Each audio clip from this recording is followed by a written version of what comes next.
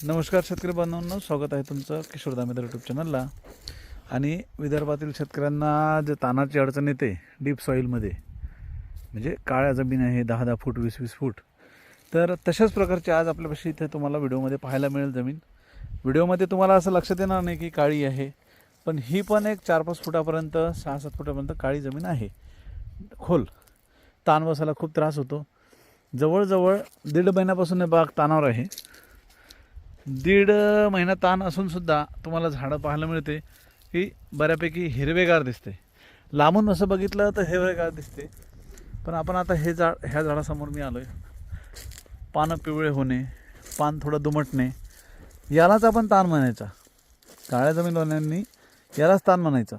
आणि त्यामुळं काळ्या जमीनवाल्यांनी असा ताण किंवा याच्यापेक्षा जास्तही ताण असेल तर पाणी द्यायची घाई करू नका किंवा डिस्टर्ब करू नका झाडाला।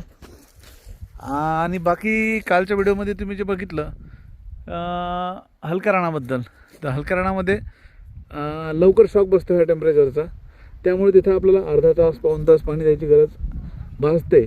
पण अशा प्रकारच्या रानाला उलट आपल्याला जे तुम्ही बूस्ट ग्लुकोपोटॅश 0.34 आणि मायक्रोडॉनचे स्प्रे घेतलेले, 2 स्प्रे बऱ्यापैकी लोकांचे झाले, तिसरा स्प्रेसुद्धा आपल्याला इथं घ्यावा लागू शकते। तर तिसऱ्या स्प्रेची पण इथे गरज आपल्याला आहे। त्यामुळे आता ह्या बागेला आम्ही तिसरा स्प्रे घेणार आहे 6 तारखेच्या आसपास।